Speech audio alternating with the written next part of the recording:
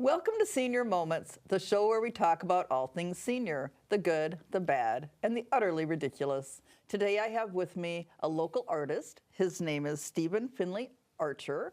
He has gone from aerospace engineer to author. Welcome, Stephen. Thanks for having me, Susan. Oh, you're Appreciate welcome. So please enlighten us. How did you end up starting to write books after a career in aerospace? Well, both my parents were English teachers, so I was afraid to open my mouth at the dinner table for being corrected. But I always had an interest in English composition Okay. and did really well in it in high school. But I wanted to be an engineer, so off I went. And for 35 years, I didn't have any time to write novels, but I did poems, lots of poems. So I kept active writing poems until I retired. And then I thought, got to keep my brain active. What should I do? I wanted to do three things. I wanted to write a book, I wanted to do some artwork, and I wanted to learn to play the piano. I thought, which one should I do first? So I said, I'll write a book. My wife was very supportive of this little hobby to write a book. And so I signed up with an organization called the Long Ridge Writers Group in Connecticut, which was learn to write by mail. I mean snail mail. Oh my goodness. So they didn't even use email. So my mentor was in St. Louis. I sent my, different lectures and things. I sent my notes into Connecticut. It went to St. Louis. It came back to Connecticut. Then it came to me. So it took a long time to go through this course. Very comprehensive course. Okay. And the very first thing they asked me to do was to write a 500-word essay on someone in my family who I respected. And I picked my grandfather, who came from Ireland in 1909 to Canada, because I'm from Toronto, Canada. And he was an artist. And he worked for the Toronto Telegram newspaper, because at that time they were using artists to do graphics, not photographs. They were on the cusp of going to photographs.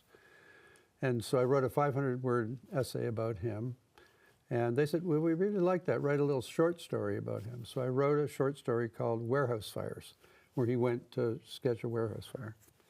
And then they said, okay, now this was a short story course. So they said, okay, now go write some nonfiction. I did a couple of nonfiction things.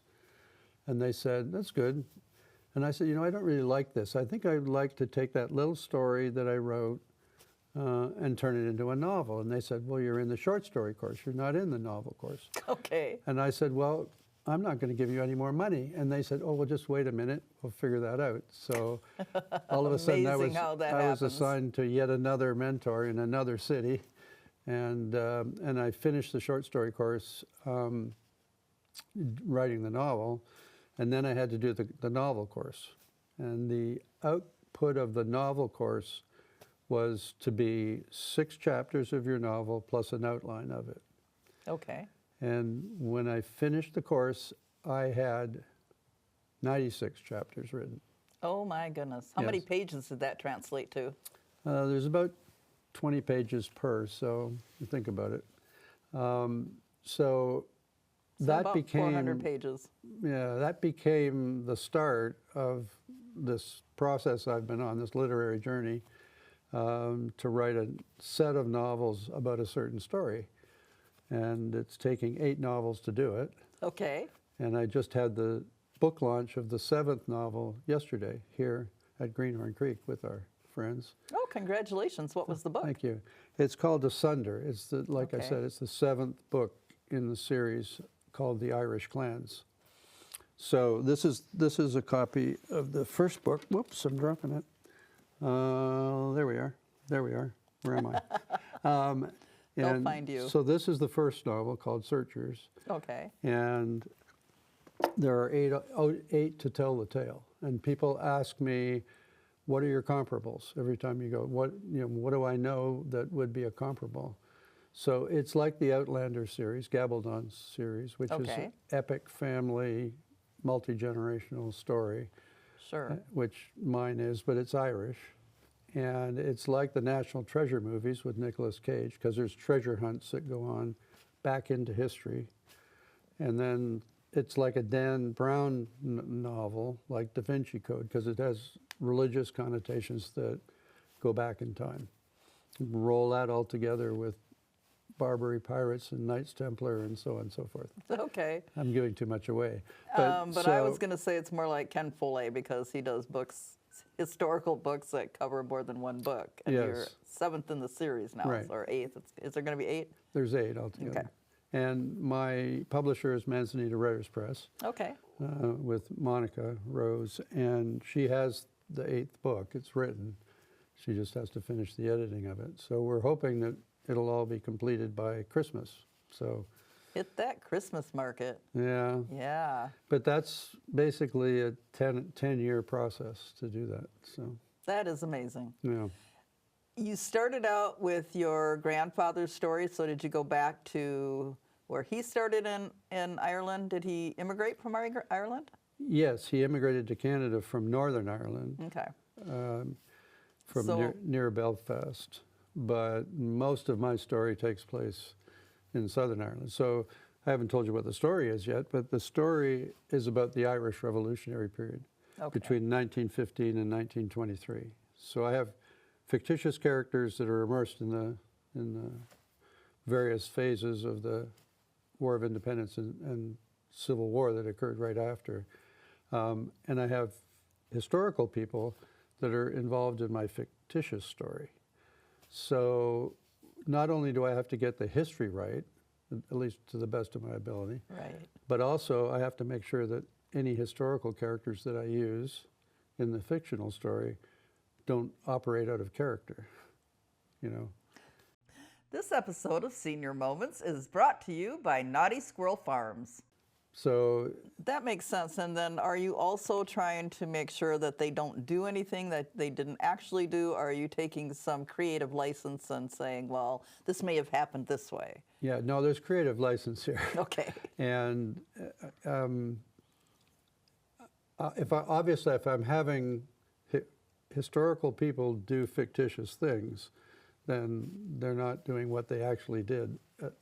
That is correct. Yeah. Yeah. So I have, for example, Sean O'Casey, who is a famous playwright who wrote The Plough and the Stars and so on, right after these revolutions in Ireland. And I have him in my story. And he was a pacifist. I mean, he was not in favor of the war. But I put him in some dangerous situations where he has to help my fictional characters. And how am I going to have him act? So things like that. So it's interesting. All right. And so are they hardcover books or just softcover? Right now, it's softcover and ebooks. Okay. And they're all available on Amazon or on Ingram. And I'm looking into Audible, doing an audiobook, trying to figure that out. And maybe we're going to have some help from Sarah here and in the studio. which So would be are very you helpful. planning to be the reader yourself, or are you going to read your own books? The narrator? Yes. Thank you. Correct word? It's questionable, actually. I make too many mistakes, even though it's my work. We'd be doing all these takes because I'm not a professional narrator, right? Okay. I'd like to do it. I mean, certainly it's my story. I could put the right emotion into, the words and everything. So I'll give it a try. But I don't have an Irish accent, unfortunately, even though I have an Irish background. I have a Canadian accent, eh? So, Well, is that necessary, though? I know when I listen to books, I like to read, I say read audiobooks, but I'm not Yeah. really reading them, I'm listening to them. But I actually prefer it when the narrator doesn't try to mimic each character what they think they should sound like, because to me it's usually a stretch and it just doesn't work well. Now, I do like the old radio style shows. That was a little different. I think it's different, though, when you're reading a book because the book was meant to be read, not to be acted. right. Yeah, and we've gone to theater before where you see that trying to be played. I think that it became evident yesterday when I did my book launch. I asked the question at the beginning. I said, who in the audience has read audiobooks? And quite a few people had. And so I said, well, thank you. I'm going to ask you something later. So later, I had created a segment, small segment, 4-minute segment of book 1 using a virtual voice, Okay. a company called 11 Labs. And they're actually getting pretty good. And some companies are now allowing that to occur, although in Audible, you're not allowed to have a virtual voice. And so I created those, one as a single narrator and one with multiple voices, Okay. and played them for the folks and said, what do you think? And pretty much unanimously, people said, we prefer a real voice, okay? Virtual voices are okay, but they're not getting the right inflection and timing and so forth. And secondly, they mostly said, we prefer a single voice. Okay. We find that it's too distracting, because a lot of people are listening to these things while they're driving or whatever. It's too distracting if you've got different voices coming and going, and it'd be better just to have one good narrator that understands the story and is giving it proper emotion. So that was good input, and I think that's what you're saying as well. I am saying that. I'm so glad everybody else agrees with me. Well, the people at my book club. Yeah. Well, you know, it's like a poll. I'll just ask the people that agree with me, and then yep, see, 90% of anyway. 90% of the 2 people I asked. Exactly, exactly. So anyway, yeah, I think I'm going to create an audiobook, because we travel a lot, my wife and I.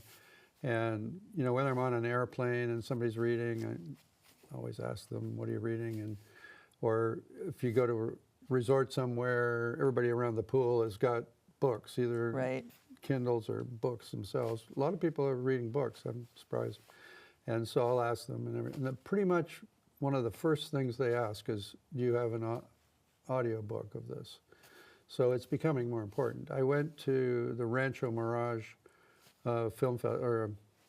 Writers Festival in March. It's there, and this year they had some really good historical fiction novelists there, and like Hannah, who does The Nightingale and The Women, and they were interviewed just like we're interviewing, and the lady that was interviewing Kristen Hannah was her audiobook narrator. All right. They have their own company to do it. So I asked them, what would it take, what would it cost to get my book done, this first book done? And they said somewhere between $7,500 and $10,000. Now I'll read it for less than that. I know, and I've got 8 of these things. Yes. Okay, so you see, it's starting to add up to real money here. It started out at real money, as far as I'm concerned. Well, you're right, absolutely right. And so it's a loss leader business. So that's not my main purpose, is not to make money. It's to get the story out and get as many people to read it as possible, because I think it's a really good story.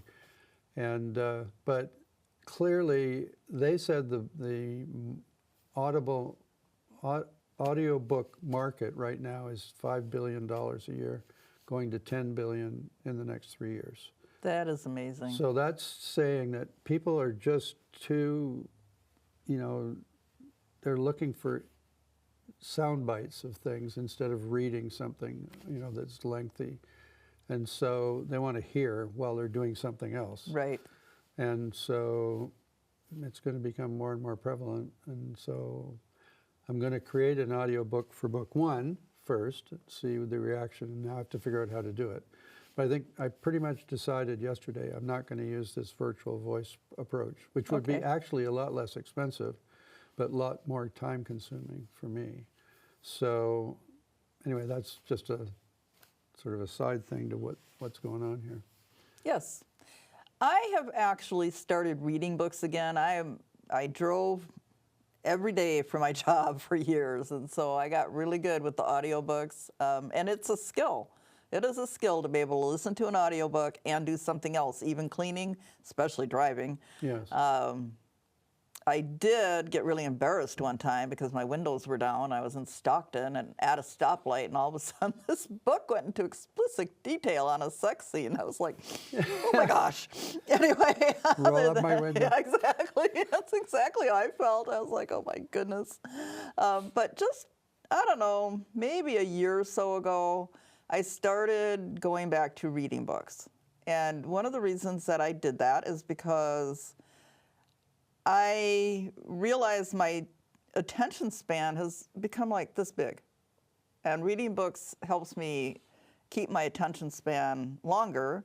And it's also quiet. And I used to really enjoy being in a chair, reading my book, sipping my tea, and just being quiet and being immersed in my own thoughts or the thoughts of the book. Right.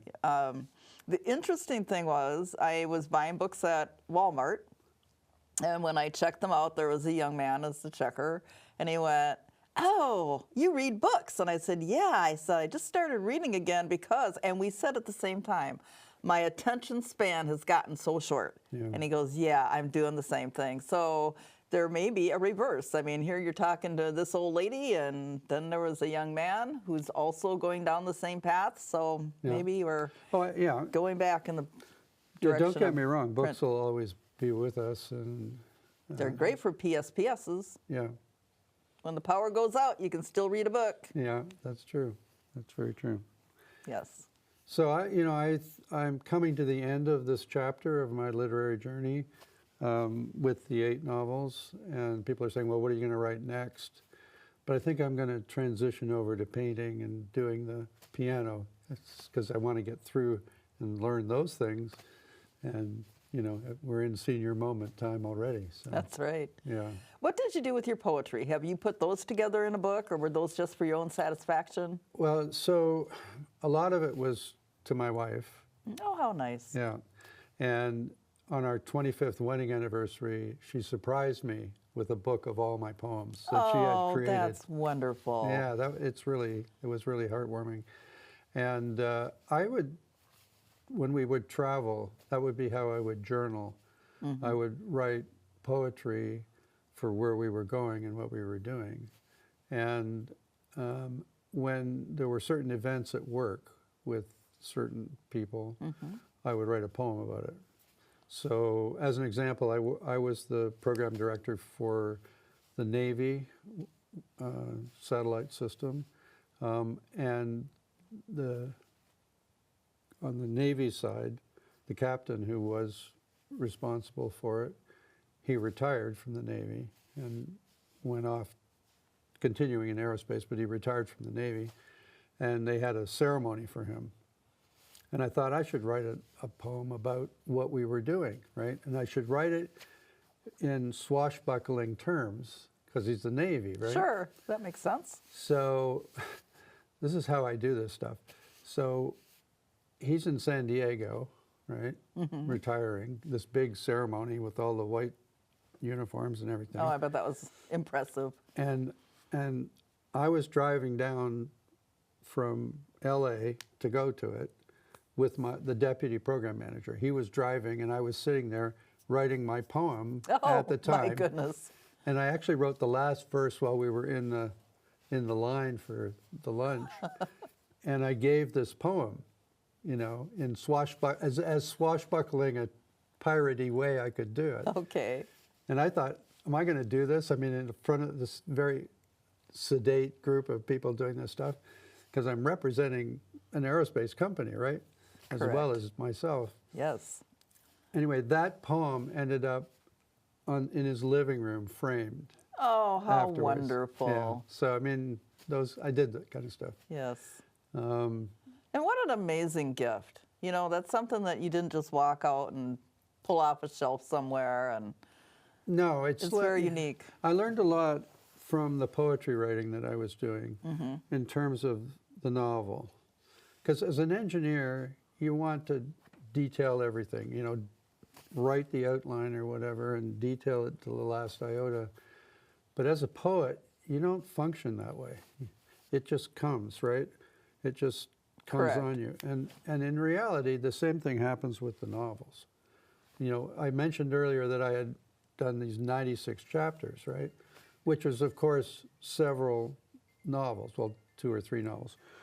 When this first came out on this one, this first book, the first issue of it came out saying, book 1 of 4.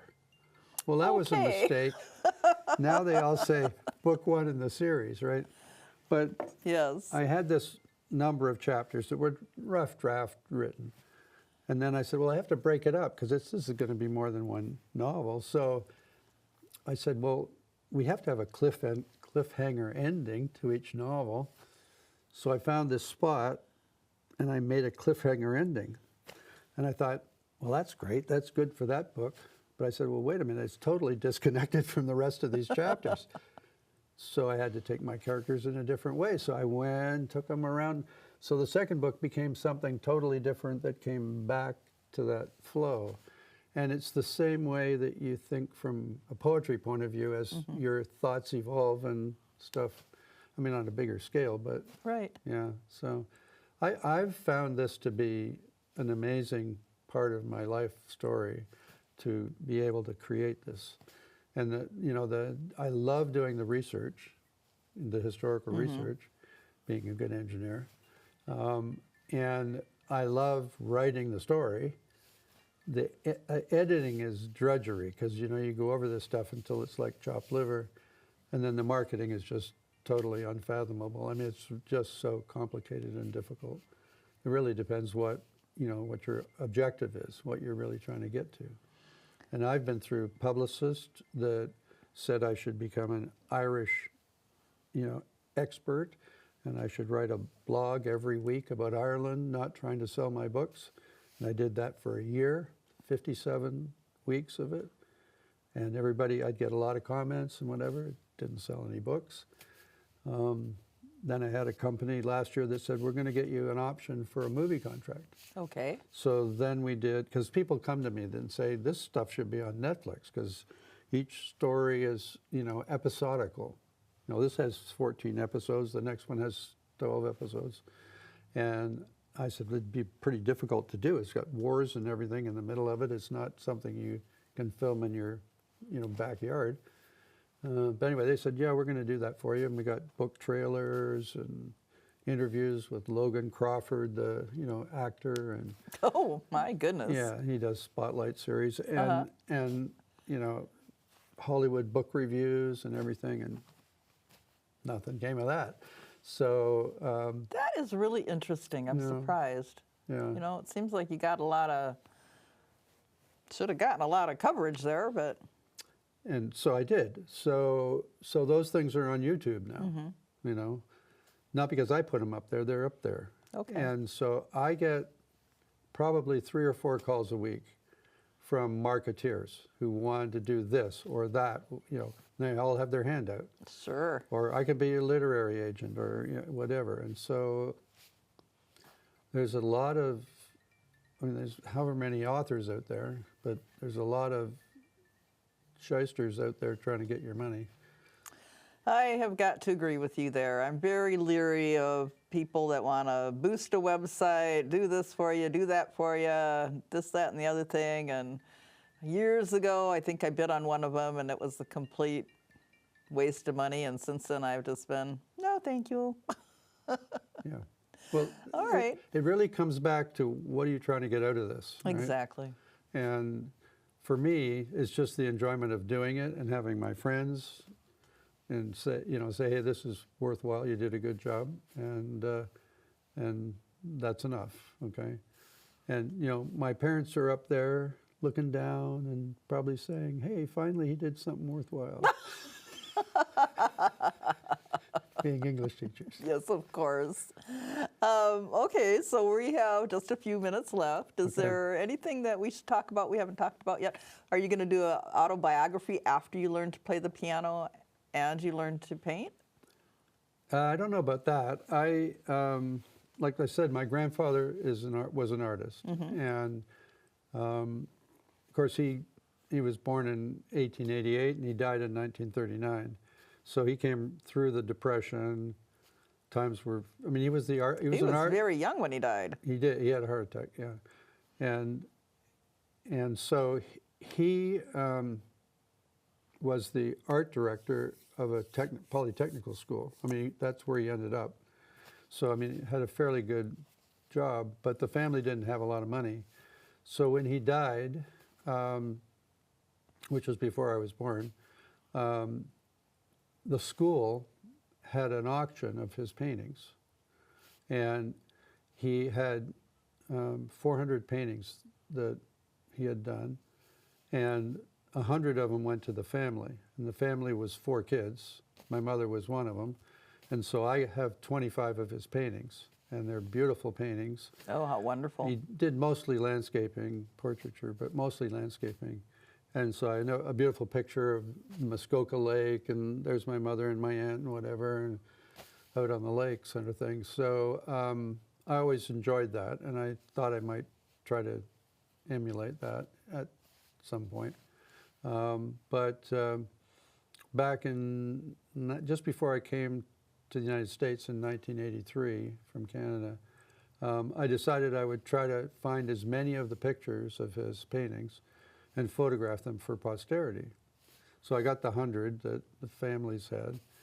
And then I went to the school, and the school actually had a historical record, a file on him. Oh, that's lovely. Which included a mimeograph sheet, that's how I know there's 400 paintings, that listed all the paintings, what the price was, and who bought them.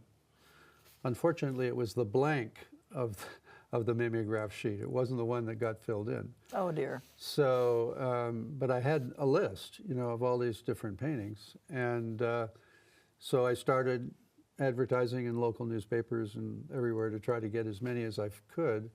And it turned out that I was probably 10 years too late, because that generation of people that bought them in 1939 stuck. They didn't travel, they didn't migrate. Right. They lived there, okay? But they had become aged, and they had now given them to their kids, and the kids had traveled. So, right. But I ended up finding 278 of them or something. That is impressive. Mm-hmm. And learned to figure out how to photograph paintings properly from a color and everything. Right. Especially a lot of paintings that were watercolor that were behind glass. Mm-hmm. Anyway, that was just a side list, but that's gotten me interested in seeing if I have any skill in painting. Oh, that sounds wonderful. Yeah. Well, thank you for coming today. It's been really interesting talking to you. I hope you have a lot of success with your books. You just never know.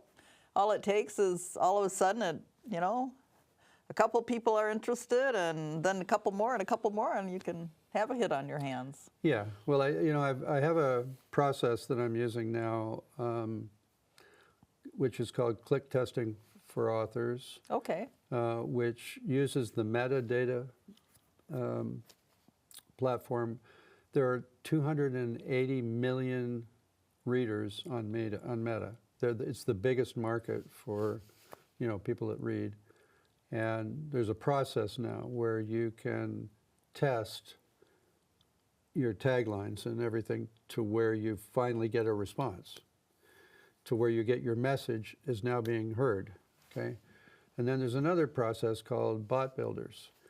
And bots are like automatic artificial intelligence, right? Right.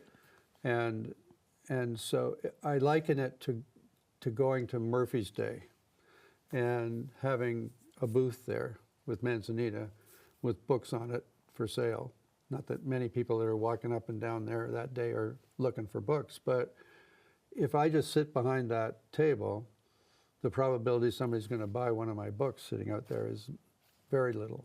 Right. But if I stand out in front of it and ask, oh, have you got any Irish in you, or whatever, then we start a dialogue, and depending if they say yes or no, and then the probability of purchasing a book, which is good for me and good for them, it goes up, right? And Correct. So that's what this bot builder thing does, is it now takes your message that brought in the person that might be interested and starts a dialogue with them to see if they're really interested. And that's all done with artificial intelligence. I don't have to be there. It's done with artificial intelligence, but I'm the one that decided what the logistics and the wording is of that. So I'm going to try that, and see if that has a significant impact on sales. Of the 280 million readers, you have to determine your market first. And so my market, which is a historical fiction novel in Ireland, regarding Ireland, the Irish Revolution, has about 13 million potential readers, which is, I guess, about average for a And all you'd really fiction need is story. like, even half of them would be. A million books would be great, yeah. Exactly, Yeah, no, but I'm just exactly, saying, so- I'm going to give this a try. Instead of throwing money to some marketing person who's going to take my money and maybe do nothing with it. So, I think that's a really good idea, and you'll have more control, that's for sure. yeah, As I'll to- feel better about it because now I'm in control of what's happening. Absolutely. Yeah. All right. I think that one thing I did want to say about the novel, if anybody's interested, just give some pique the interest. I did say that it had to do with the Irish Revolution between 1915 and 1923, but my characters go back in time, not physically back in time like the Outlander series, but in their search for the treasures. Now, what are the treasures? So the prologue of the first novel has the two remaining clan chieftains who are fighting the British in 1600, just before Britain conquered Ireland and got rid of the Gaelic civilization for 300 years. And they get together in Donegal Castle and they say, we're going to fight to the death, but it's not looking too good, and we should maybe hide our wealth of 1,000 years away individually and pass talismans down to the firstborn that are interactive, so that when the time is right for revolution, they'll come together, they'll find the clues and solve for the treasures and use them for the revolution. So that's kind of what goes That into sounds the story. fascinating. Yeah. All Anyway, right. It's been great talking to you. I really appreciate the opportunity to talk to you and your viewers. Oh, you're welcome. And thank you to our viewers. Thank you for coming and joining us today. I hope you enjoyed this as much as I did. Please join us again next time.